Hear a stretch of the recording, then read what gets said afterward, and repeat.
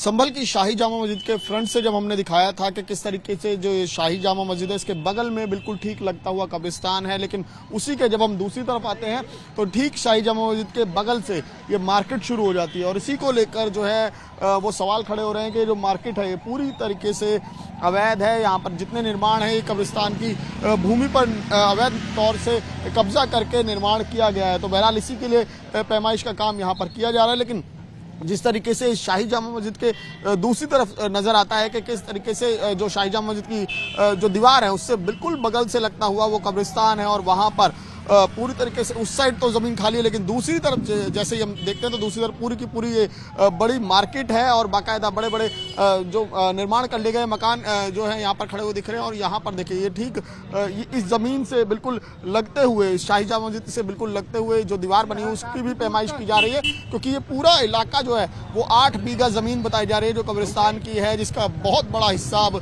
इसी तरीके से मार्केट और मकान बनाकर कब्जा लिया गया, जिस पर यह प्रशासन की कार्रवाई लगातार यहाँ पर चलती हुई दिखाई दे रही है। पूर्व में एक मौखिक शिकायत आई थी, उसके बाद एक लिखित शिकायत आई और उसके आधार पे आज हमने जो राजस्व ग्राम कोर्ट है जो विवादित स्थल के बिल्कुल सटा हुआ है वो 32/2 गाटा संख्या है और कुल 4780 वर्ग मीटर के अंदर है और इसी के पैमाइश आज की गई है। और उस जगह पे 100% कब्रिस्तान ही है और कुल 22 जो मकानों को और दुकानों को चिन्हित किया गया है जिनके कब्जे पाए गए हैं।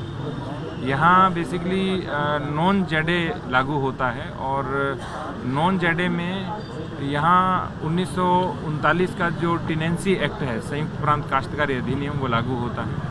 तो ये कब्जा पाया गया है और जिन 22 लोगों का कब्जा है उनको हम नोटिस भी भेजेंगे और यदि उनके पास भी किसी भी प्रकार के दस्तावेज हैं वो भी प्रस्तुत कर सकते हैं और उसके बाद नियमानुसार विधिक कार्रवाई की जाएगी। सर पूरा मामला क्या था, शिकायत क्या थी, इसमें किसने शिकायत की थी सर? जो मैंने आपको डिटेल बताया कि कब्रिस्तान की भूमि है 4780 वर्ग मीटर की, उसके ऊपर अवैध कब्जा है और इसी को लेकर के पैमाइश की गई थी।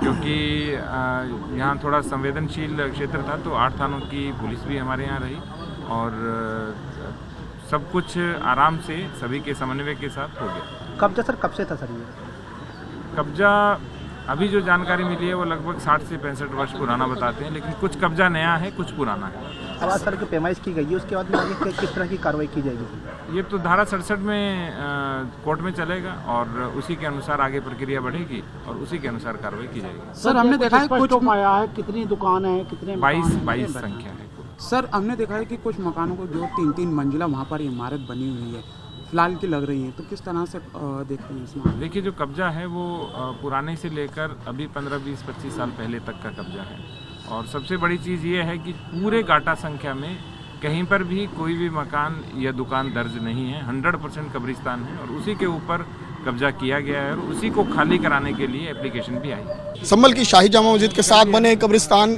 पर पैमाइश का काम चल रहा है, तो कहाँ तक एक्शन पहुंचा और इसके बाद क्या कोर्स ऑफ एक्शन रहेगा, इसके लिए बात करने के लिए हमारे साथ डीएम राजेंद्र प्रिंसिया जी है। सर क्या कुछ कार्रवाई चल रही है, किस तरह से पैमाइश का काम चल रहा है? अभी ग्राम कोर्ट का गाटा संख्या 32/2 जो लगभग 4780 स्क्वायर मीटर के अंदर है और यहाँ के हिसाब से लगभग 8 बीघा है, क्योंकि यहाँ का जो 1 बीघा है वो 630 स्क्वायर मीटर का होता है, तो उसके लगभग 2.5 बीघा के ऊपर कब्जा पाया गया, जिसमें 22 दुकानें और मकान बने हुए हैं। और शिकायत में ये था कि कब्रिस्तान की भूमि का कब्रिस्तान के रूप में उपयोग न करके लोग अपने व्यक्तिगत और व्यावसायिक कार्यों के लिए उपयोग कर रहे हैं, तो उसी के क्रम में पैमाइश हुई है और जो कब्जा है वो नियमानुसार सुनवाई होगी और उसके बाद कार्रवाई की जाएगी। कहना है कि कहीं कहीं पीढ़ी से वो वहाँ पर है, उनके पास बाकायदा पक्की रजिस्ट्रियाँ हैं। देखिए कब्रिस्तान की भूमि का किसी भी रूप में खुर्द बुर्द क्रय विक्रय या उपयोग नहीं किया जा सकता है। हमारे पास जो नक्शा है वो पुराना नक्शा है और वो 1359 फसली का भी है, उससे पहले का भी है और उसमें स्पष्ट रूप से कब्रिस्तान दर्ज है। यदि किसी भी प्रकार का अवैध रूप से कागज़ बने हों या खरीद फरोख्त हुई हो तो वो उचित नहीं है, लेकिन फिर भी सभी का पक्ष सुनना अनिवार्य है। एक लीगल प्रोसेस हम एडॉप्ट करते हैं, यहाँ जितने भी कब्जे हटाते हैं वो 100% धारा 67 के अंतर्गत एक प्रोसेस अडॉप्ट करके उसके बाद 30 दिनों की सुनवाई का मौका मेरे न्यायालय में भी उनको मिलता है उसमें सुनवाई के बाद ही हटाया जाता है। तो हम प्रॉपर सुनवाई करेंगे, सभी का पक्ष देखेंगे, उसके बाद आगे कार्रवाई तो करेंगे। क्या अगर पेपर मिलते हैं उनके पास तो उसकी भी जांच होगी? जिन लोगों ने पेपर बनाए हैं उन पर भी कोई कार्रवाई होगी? देखिए ये तो उस समय का विषय है कि जांच में क्या पाया जाता है, जो पाया जाएगा उसी के अनुसार फिर आगे कार्रवाई की जाएगी। जी बिल्कुल, देखिए डीएम राजेंद्र प्रिंसिया जिन्होंने बताया कि एक शिकायत के बाद ये पूरी कार्रवाई की जा रही है, जिसमें 2.5 बीघा के आसपास की जो जानकारी है वो कब्जे की जानकारी मिली है, जिस पर कई दुकानें और मकान बने हुए हैं और उनके खिलाफ उनके बाकायदा डॉक्यूमेंट्स मांगे जाएंगे, क्योंकि कई लोगों का कहना है कि वो कई पीढ़ी से वहाँ पर रह रहे हैं, उनके पास पक्के कागज़ हैं। और इस बात की भी जांच की बात की गई है कि अगर कागज़ होंगे तो उनकी तफ्तीश की जाएगी कि आखिर ये पेपर्स कैसे तैयार किए गए, और जो भी इस मामले में दोषी होगा उस पर कार्रवाई की जाएगी। कैमरा पर्सन प्रहलाद सिंह के साथ में कौशिक, न्यूज़ 24 संभल।